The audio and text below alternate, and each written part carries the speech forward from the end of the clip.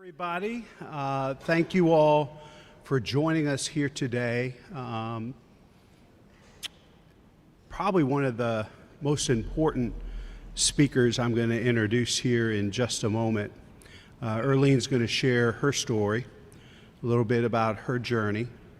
But this issue around domestic violence, and particularly the spike that we've seen in domestic violence homicides this year in Columbus, really was the center of discussion. Director Rena Shack, our new Director of Office Violence Prevention, hosted a town hall about a month ago at Columbus Public Health. And this issue definitely was one discussed where the community wanted more immediate action and wanted to play a role in helping to make our city safer, particularly for family members, women, children, families in domestic violence situations. And that's what today's response, collective community action is all about. But I think it's important to hear directly from Arlene to help us better understand the challenges that so many women and families face in our community. Please welcome Arlene.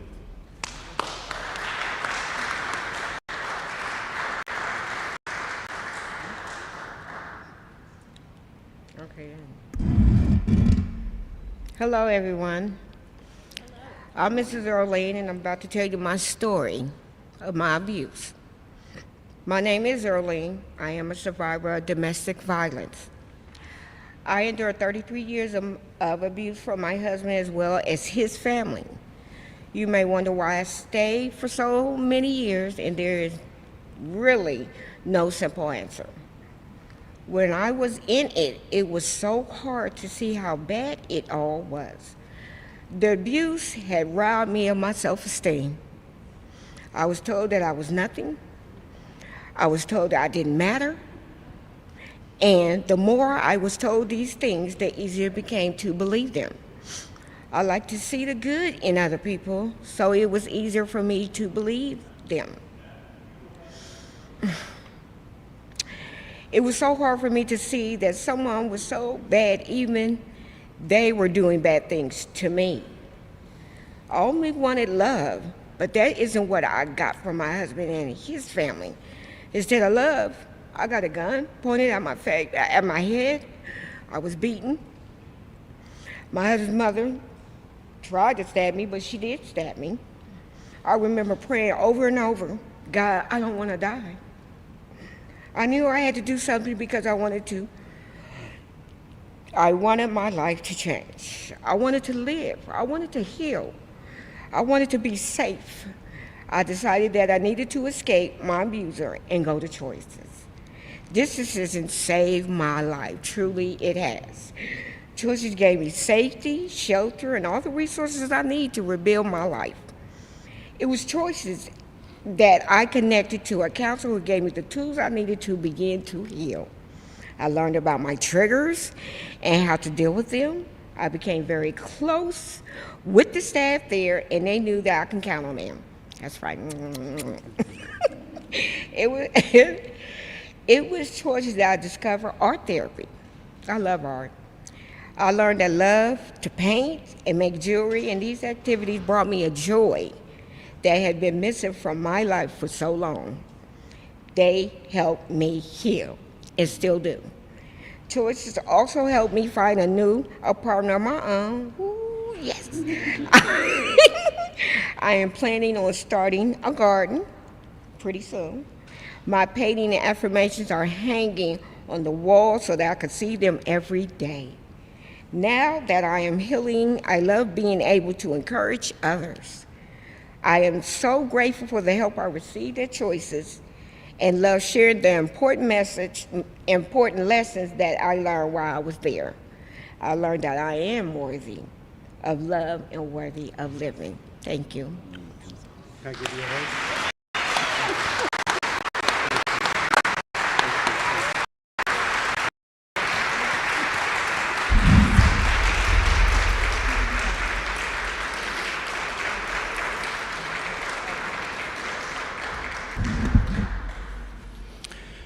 Pretty powerful. And absolutely critical for our community to come together to support more women and families facing the scourge of domestic violence. So I want to thank Arlene for her bravery and courage, for sharing her story and her journey. Lutheran Social Services, the Franklin County Board of Commissioners, Commissioner Crawley in particular, Columbus City Council, Councilmember Remy in particular, the Office of Violence Prevention, the Columbus Partnership, leaders of our business community. October is Domestic Violence Awareness Month, and in addition to calling attention to this very important topic, we're taking action to address this issue with the seriousness and the urgency it deserves. We hosted Director Shack at Columbus Public Health about a month ago, an Office of Violence Prevention Town Hall, where Chief Bryan and Dr. Roberts shared some of the statistics of the violence in this community that was taking place. And the number of homicides, it's not even the end of October, and there are 22 homicides as a result of domestic violence in our community already this year. All of last year, there were 6. This requires the entire community's attention and focus and moving with a sense of urgency. We know it's not just a Columbus issue, it's across the country. In fact, it's a problem of growing significance around the world. According to the American Journal of Emergency Medicine, domestic violence cases increased by 25% to 33% globally in 2020 and 2021 during the earliest and most critical months of the COVID-19 pandemic. They remain high to this day.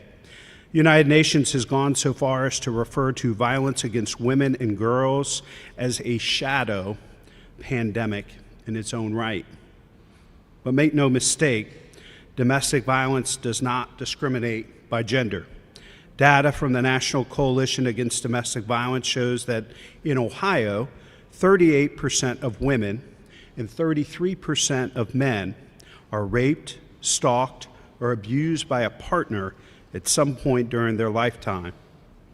Many of our nonprofits and outreach agencies that are active on this front are continuing to report rising numbers of new cases, and they're rising more rapidly than in previous years.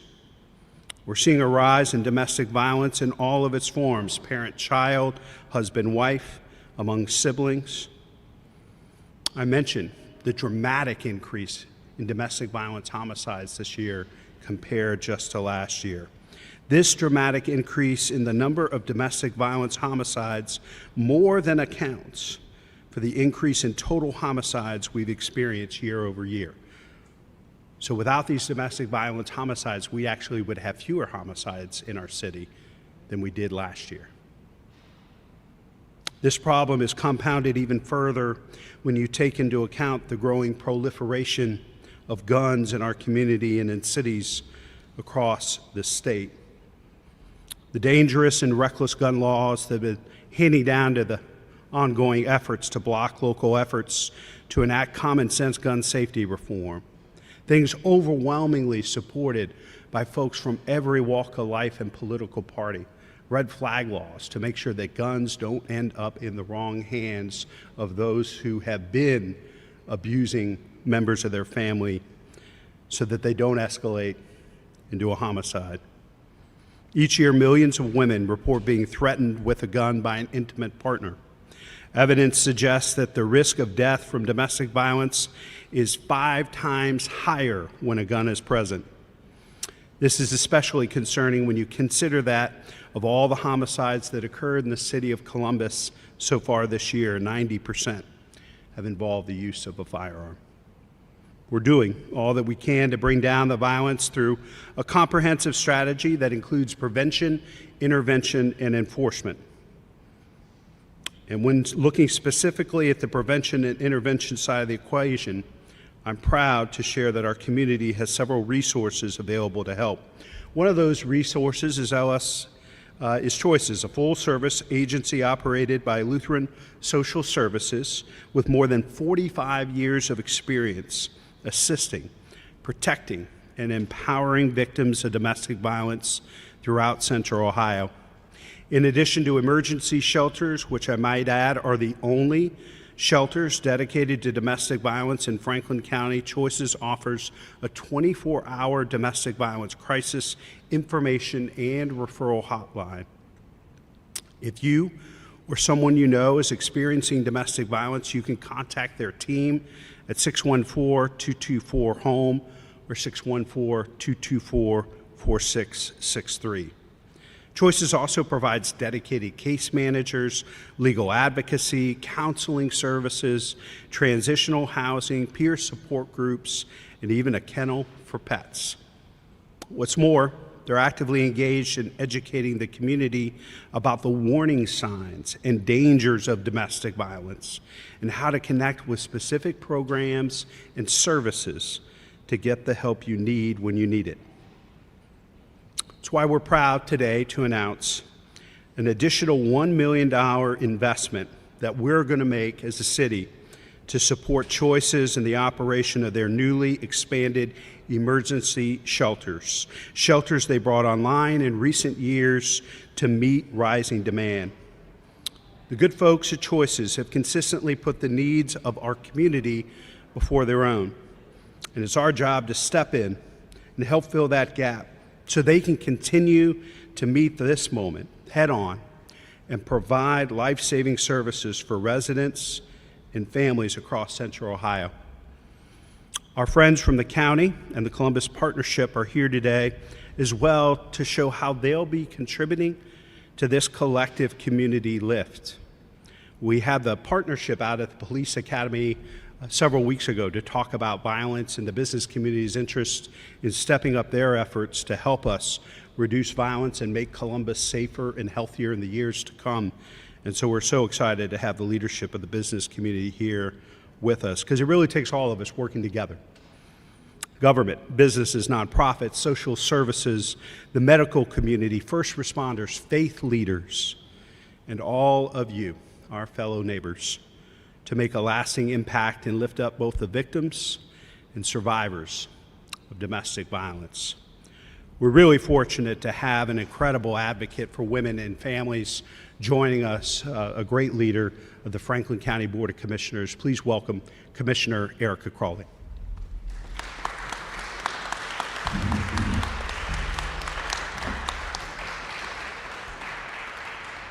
Good afternoon. I bring greetings on behalf of the Board of Commissioners. I am your Franklin County Commissioner, Erica Crawley, and I have the honor and privilege of serving alongside my colleagues, President John O'Grady, as well as Commissioner Kevin Boyce. Before I thank my colleagues and others for being here, I just want to say thank you to Earlene for sharing your story. You are courageous, you are loved, you matter. And you know, it takes someone like you who is willing to step up into the light to share your story and how people end up in these situations, but you know, why you stayed, and not for us to be in judgment, but understanding that there are other people just like you who need help and support and a safe place to go, and what Choices was able to do for you and others. Thank you so much for your courage. And I want to thank Lutheran Social Services of Central Ohio and our partners at the City of Columbus, the mayor, Councilmember Remy, to the partnership, to Rachel for being here today to highlight and bring awareness to this issue. Because we know the increases we are seeing in domestic violence occurrences and homicides requires a collaborative approach. In our state, we have made progress in modernizing our domestic violence laws, including the passage of House Bill 1 from my good friend, now Congresswoman Emilia Sykes, to when I was serving in the legislature and supporting also Aisha's law, sponsored by now Cleveland Heights City Council member, my former colleague, Janine Boyd, which would have added a continuum of protections for victims of domestic violence that are in extreme risk of lethal situations. Now that I am at the county, I am glad that we are in an institution that can support our local organizations as they seek to help our most vulnerable. Since before my time at the board, Choices has applied for and been the recipient of funds collected as fees that the county receives from the issuance of marriage licenses, additional costs of annulment, divorce, or dissolution of marriage actions and proceedings. In the 2023 appropriation, the amount was $315,000, and estimated for 2024 to be approved is around the same amount.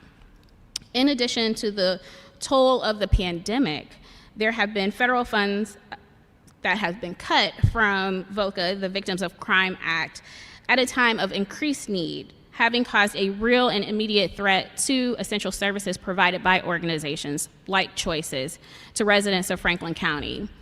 Utilizing American Rescue Plan dollars, the county was able to award more than $359,000 to provide shelter and crisis hotline services, as well as counseling services, support groups, legal and community advocates, transitional housing, and domestic violence awareness and prevention education to domestic violence victims in our community. Last year, in 2020, the county provided more than $1.2 million of ARPA funding towards completing the construction and purchasing furnishings associated with Choices expansion for the shelter. In addition to these appropriations, the county's Office of Justice Policy and Programs, where my director, Rochelle Pride, is here, who continues to be the fiduciary agent and grant administrator for the county's Violence Against Women's Act. And they implement the Blueprint for Safety initiative, which was a $900,000 investment from the federal government to the county to deploy the implementation of that plan. The county continues to provide funding for VAWA, which includes victim and anti-stalking advocates in the courts, city attorney and county prosecutors' offices, domestic violence warrants enforcement and detectives in the sheriff's office, sexual assault and trauma care, victim advocates, sexual violence advocacy training, safe exchange for shared custody, and specific outreach to the Hispanic and Somali communities. The Franklin County Board of Commissioners is committed to standing with the survivors who are currently experiencing intimate partner violence and domestic violence situations. And as always, we have to come together to make sure that these investments ensure that all of our residents, each and every one of our residents in Franklin County, can thrive and not just survive. And so now I will bring up the president and CEO of Lutheran Social Services, Rachel Lustig.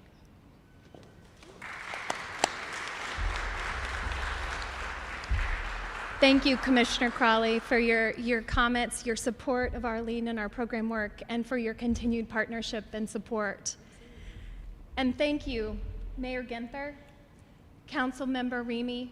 Thank you so very much for your increased contribution in this year as we step up our efforts to use that expanded space to serve more people in our community who are currently experiencing the crime of domestic violence in their home. As Mayor Ginther mentioned, LSS operates Choices, the only domestic violence shelter in Franklin County. In the last 5 years, we have tripled our shelter to capacity. In 2018, we had 51 beds. By the end of this year, we will have 168 beds. And we are also strengthening our healing services to help people like Arlene to build a new life, free of violence, for themselves and their children. Unfortunately, the dramatic increase in demand for service has overtaxed Choices, causing a funding crisis. This contribution that the city has offered is critical to responding to this public health and safety crisis so that we can continue to provide life-saving services. We are grateful for the support to help LSS continue to expand our reach so that we can help more victims become survivors of domestic violence. Next, I want to say thank you to Arlene, and would you mind coming up here with me? Yes.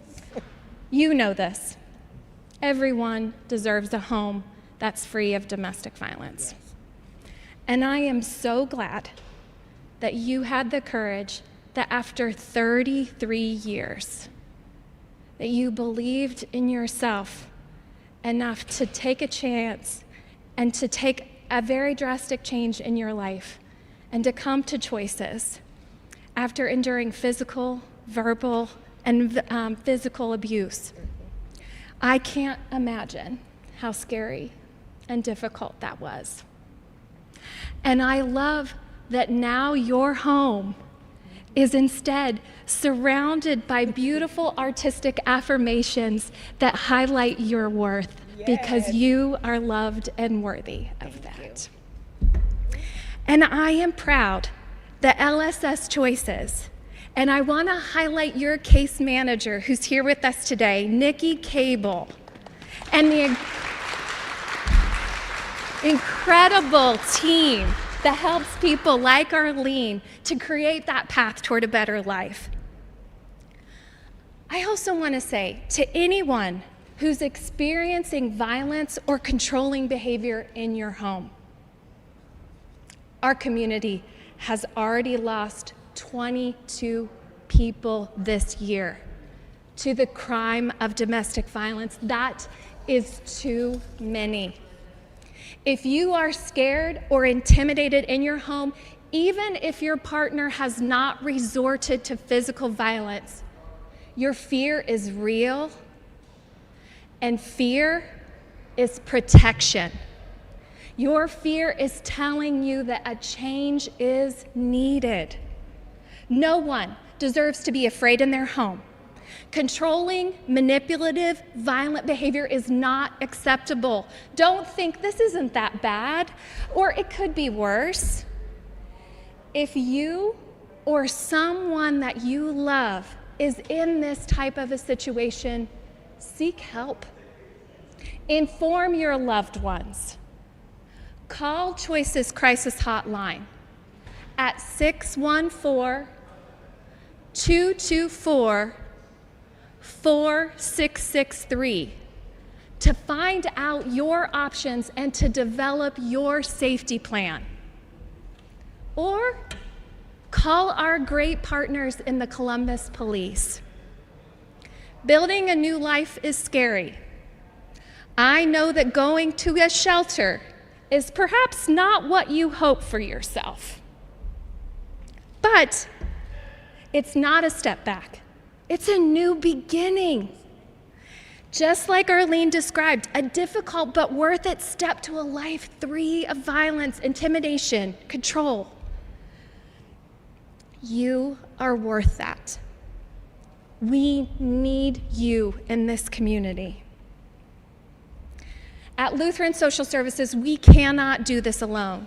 We've never done it alone. And I want to reiterate our thanks to the mayor, to city council, to the city, and to the county for locking arms with us through this increased financial support and their push to continue to push us to do more. There are several longstanding partners to us that are in this room, if even only in spirit. The Columbus Division of Police, the Center for Safety and Healing, the YMCA, Columbus Humane, Adam H., the Community Shelter Board, and LSS's very own Health Center. And we are joined today by the Columbus Partnership, and there are many members who have been very generous to LSS Choices over the year. We want to thank you, and we want to ask each one of you to be a part of the solution, to help us to be there for people like Arlene. So I want to thank you again for your time. Thank you, Mayor Genther, Councilmember Remy, for this contribution. I want to thank the county for their continued partnership and to the partnership. And I want to, as my final step, reiterate Choices Crisis Hotline number. It is 614-224-4663. Everyone, let's be a part of the solution. And now it is my pleasure to invite Councilmember Remy to come forward.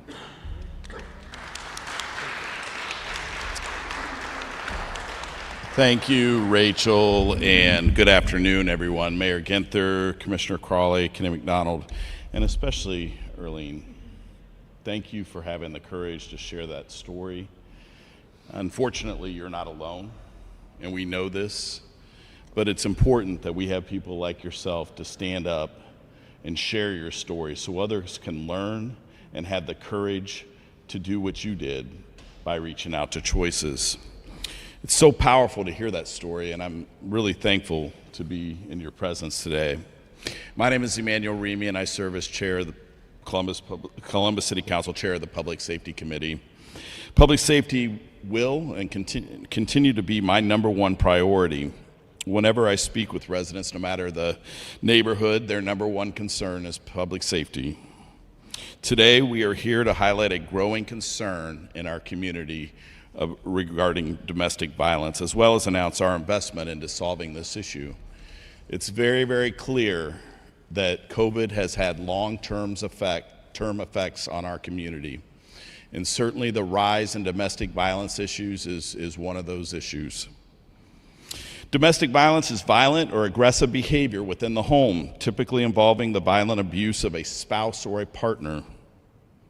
But as we heard from Earlene, it can come from a variety of sources: parents, siblings, roommates.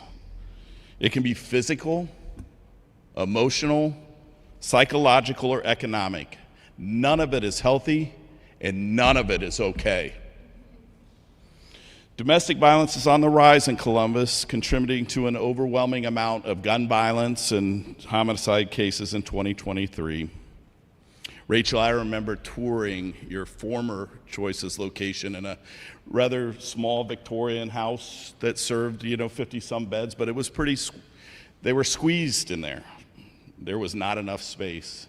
And certainly the new facility, tripling the size, is imperative for our community. But as we hear today, additional investment is needed, and that's why I am very proud to join the mayor in making sure that we have an additional $1 million in funding.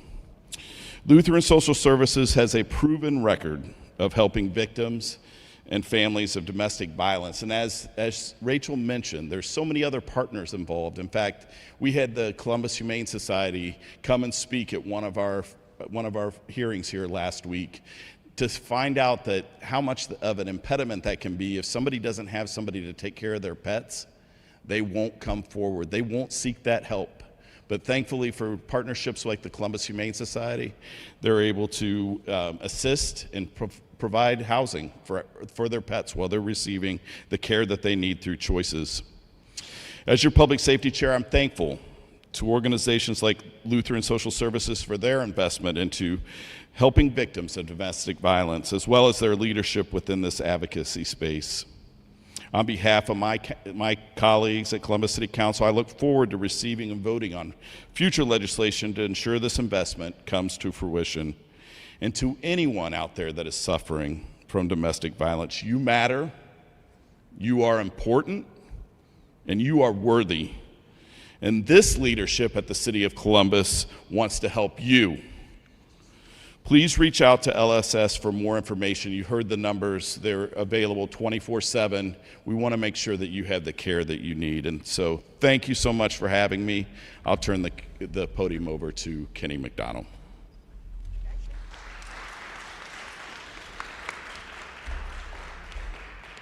Good afternoon. I'm Kenny McDonald, CEO of the Columbus Partnership. Let me echo the thank you and the gratitude for Arlene for sharing her story, and for the hundreds, maybe thousands of others that are experiencing the same thing that you stood up for today and every day. Thank you. Incredible, sincere gratitude for coming today.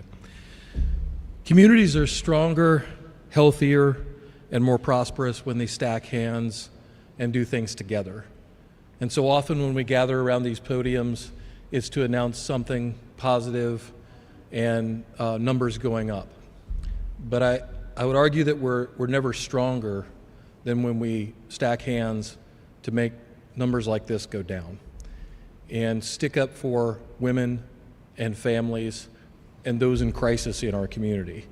And you see all sectors of our community doing that up here today.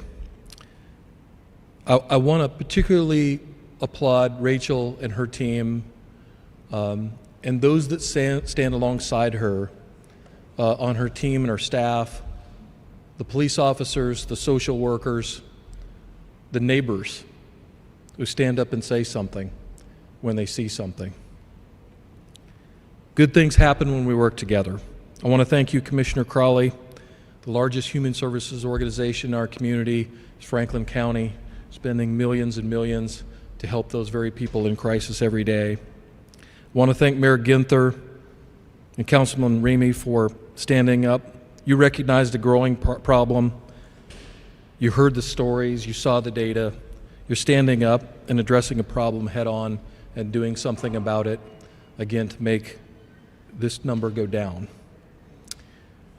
We will be encouraging our business partners across the community, small, medium, and large businesses, to get more involved. As Rachel said, there's a number of businesses very involved in this issue, and I have members that are, maybe this is the number one issue for them in their giving and their philanthropy. We want more to come to the table and stack hands with our government partners and our nonprofit partners to solve this critical issue. Let's lift each other up and move forward together, and thank you for having the business community at the table. Thank you, Mayor Ginther.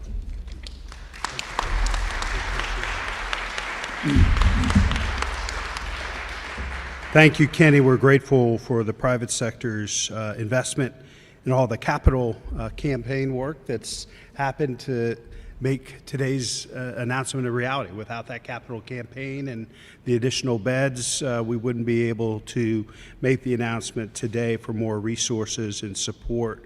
In essence, to be able to go from being able to support 140 women to 168. And you think of some of the statistics we've shared here today, that's a game changer and can change the stories of so many women and children in this community. So we're grateful for that. At our town hall forum, a lot of folks were saying, how do I get involved? How can I help deal with this issue of rising violence, both amongst our young people and in domestic violence situations? And we think it's really about awareness and making sure that if you have a friend or a loved one who may be in crisis, and even if you're not sure, to have the information available for them when they seek your help, when they tell their story, when they share what's going on potentially in their household. There's the National Domestic Violence Hotline at 1-800-799-7233. The Ohio Domestic Violence Network at 614-781-9651. Also created a statewide map of programs and shelters. You can find that and more on their website at www.odvn.org. And obviously, as always, if you or someone you know is in immediate danger, call 911. It's vital that we refer victims and their families to the proper resources. And it's vital that we do all that we can to safely intervene to prevent these tragedies from taking place. We're grateful for all the remarkable individuals and organizations that are offering critical care and services to survivors of domestic violence.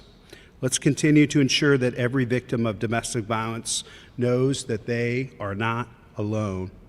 Let's continue to create a culture where abuse is never, ever tolerated, and where survivors are heard, protected, supported, and loved.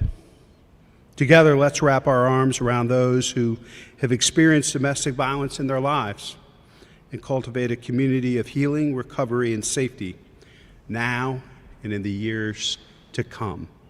Could we have the Choices team and members of the board of LSS and Choices, could you stand up just so we could recognize you for being, in the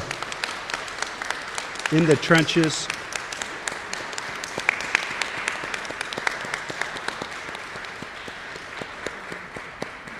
Now we'll be able to help more women and families in our community in the future.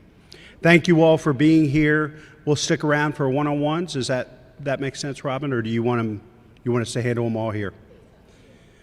What's the press feeling like? Would you rather do one-on-ones, or do you? Okay. All right, we'll stick around. Thank you. Thanks for taking the time.